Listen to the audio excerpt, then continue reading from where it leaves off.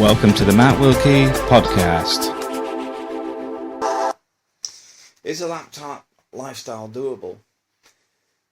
Some people have asked me about it. I have to say that it depends on the individual, but also their abilities.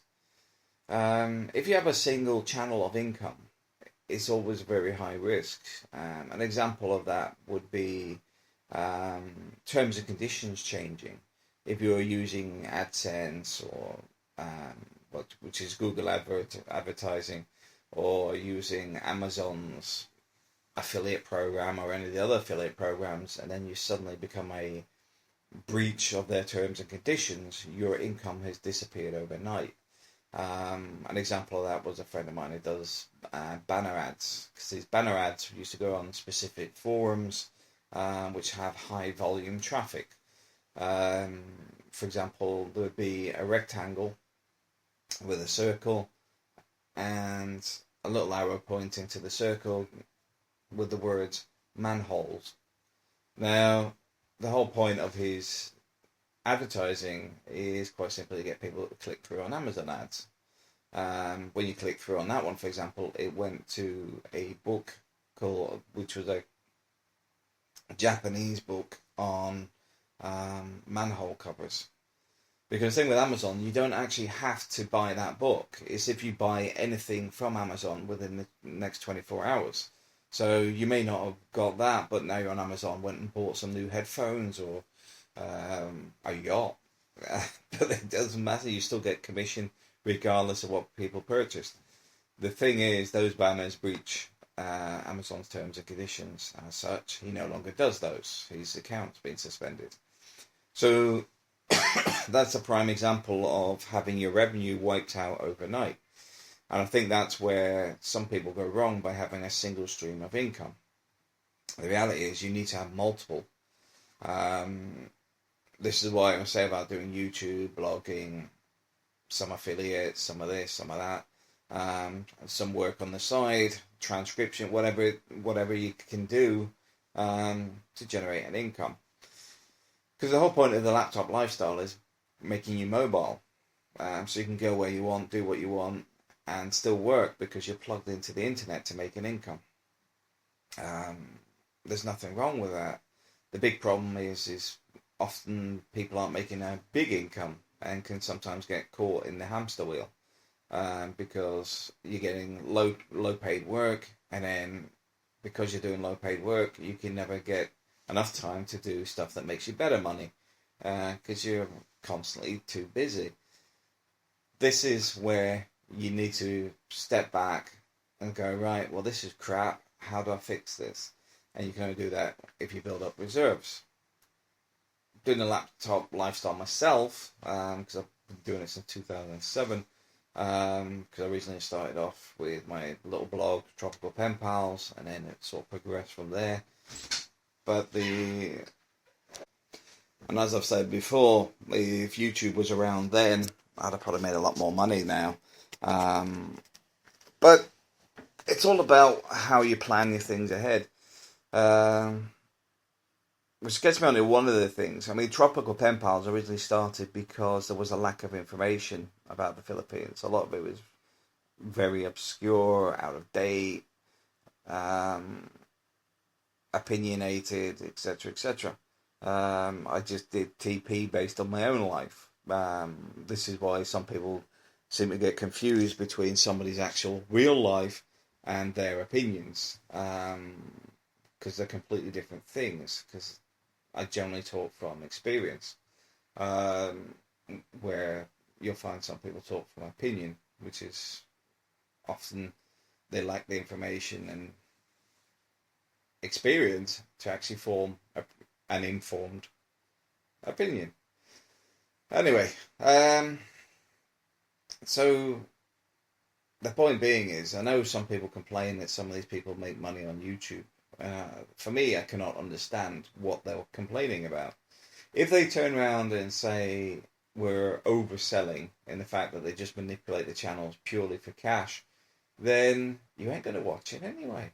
Let's face it, you don't sit watching your TV pausing the saving your adverts so you can sit and watch the adverts later on in the evening in case you miss some, do you? You're wanting to watch your TV shows, you want to watch your movies, you want to do whatever it is that's on the TV. You're not really looking for the adverts.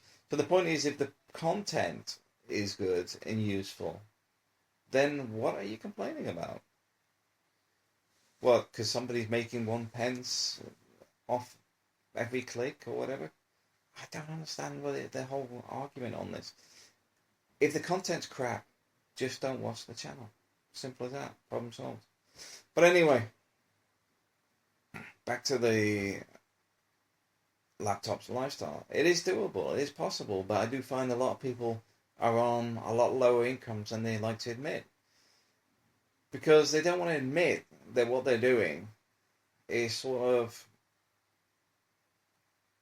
what do you call it? It's not generating a huge income, but a lot of people just want to travel. They want to experience different parts of the world. So even if they're living on, say, $400 a month, they don't care.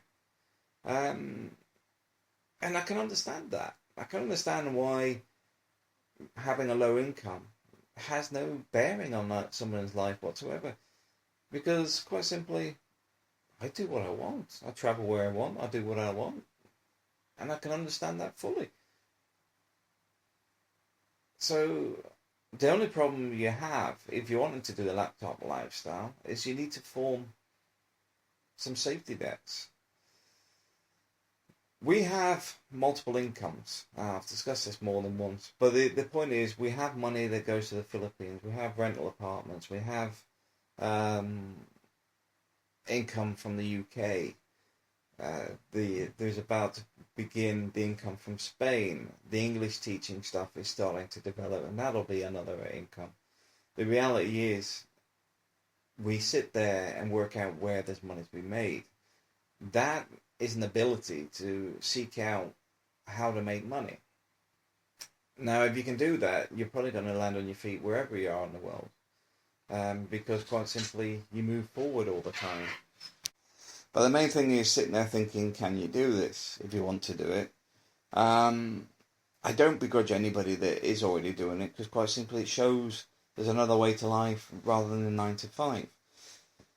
The long-term jobs are changing globally. The jobs that you used to have where you'd sit there for 30 years up to retirement or whatever are disappearing unless you're in the government sector. But even then, it's been overhauled. I mean, the UK has, certainly. I've seen a lot of council workers that were laid off, then brought back in. They gave redundancy and then brought them back in because it was cheaper to pay them a higher rate and remove their pension rates. A lot of that stuff goes on, and as such, the security that once was there for long-term working, it sort of disappeared. It's a bit like myself. I could work for a big company directly, but there is very little benefit. I don't trust their pension system. I'm taxed extra. Quite simply, I'm better off self-employed. In Spain, you can offset your mortgage and your rent, if you know how to, against your tax. This is the funny thing is, when people complain that the Spanish don't earn a lot, there's a lot of reasons that their income doesn't need to be as high. Part of that is how the tax system works. But anyway, I have no issue with the nomad lifestyle, and I think it's part of a movement almost of people beginning to see that there's a bigger world out there and they don't need to be locked to a desk. I know from my own experience trying to deal with companies that are so stuck in the 1950s, they do not understand that you sat at home or sat on a beach or sat in the back of the van doing the same work you would be sat in the office is actually more productive. The reason it's more productive is you haven't got people wandering up to your desk every 5 minutes.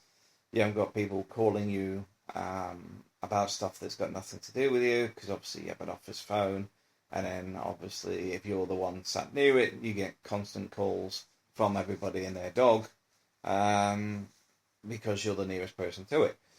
But the point being is, there's a lot of distractions in an office.